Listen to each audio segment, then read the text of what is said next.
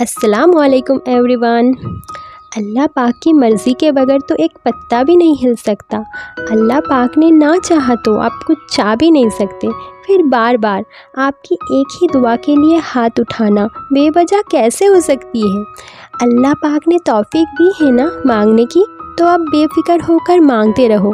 جو بھی عطا کرنا ہے اللہ پاک نے عطا کرنا ہے۔ پختہ یقین رکھو اپنی دعاؤں پر، کیا پتہ دعا بس تھوڑی وقت میں قبول ہونے والی ہو۔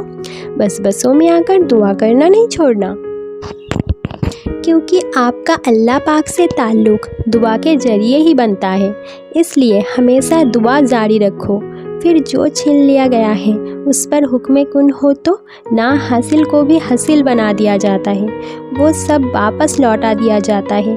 میرے یقین کا سفر تب شروع ہوا جب میری مانگی ہوئی دعا رد ہو گئی۔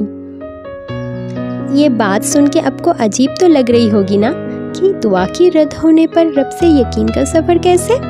اور ایسے کہ مجھے اپنی مانگی ہوئی دعا پر پورا 100% یقین تھا، یہ ضرور پوری ہوگی۔ صرف دعا کی پوری ہونے کا ہی نہیں، اس سے بہت آگے کی بھی سوچ رکھی تھی۔ پھر ہوا یوں کہ سب کچھ میرے اختیار کے برعکس ہوا۔ سب کچھ ناقابل یقین، دل اور دماغ اس بات کو ماننے کو تیار ہی نہیں تھے۔ زندگی ایسے جیسے رک ہی گئی تھی۔ پھر یہاں سے ہوا میری یقین کا سفر شروع۔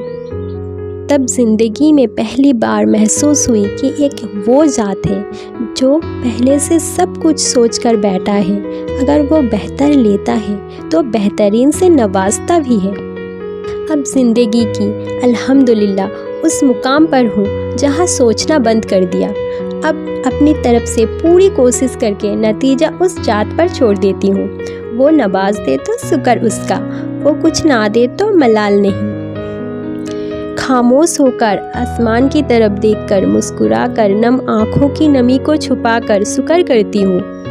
پھر سارے معاملات اللہ پر چھوڑ بھی دیتی ہوں۔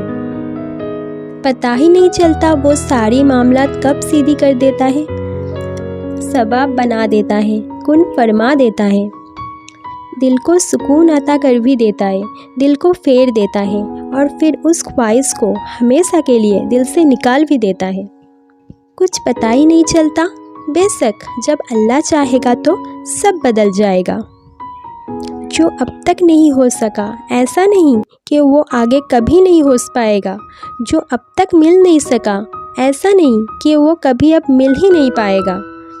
جس منزل کا انتخاب عرش والے نے کر رکھا ہے اس تک پہنچنے سے دنیا کا کوئی راستہ رکاوٹ نہیں بن سکتا۔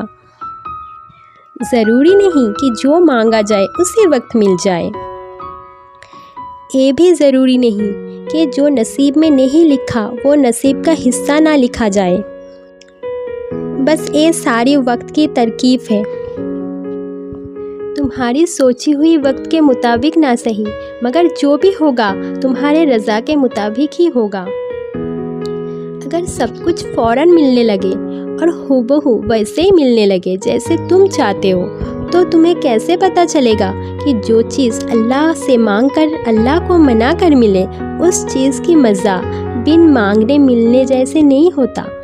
اور اگر نیند آنکھوں میں اترنے لگے تو تم کیسے رات کے اندھیروں میں وہ سرگوشی سن سکو گے؟ تو سب کچھ اللہ پر چھوڑ کر اللہ پر یقین رکھو۔ جو ہوگا اللہ کی رضا سے ہوگا، اور اللہ کی رضا تمہارا مان کبھی بھی نہیں توڑے گا۔ اگر ویڈیو اچھی لگی تو لائک کر کے چینل کو سبسکرائب کر لیجئے، اور دعا میں یاد رکھیے میری دعا میں بھی آپ لوگ ہو۔ جزاک اللہ۔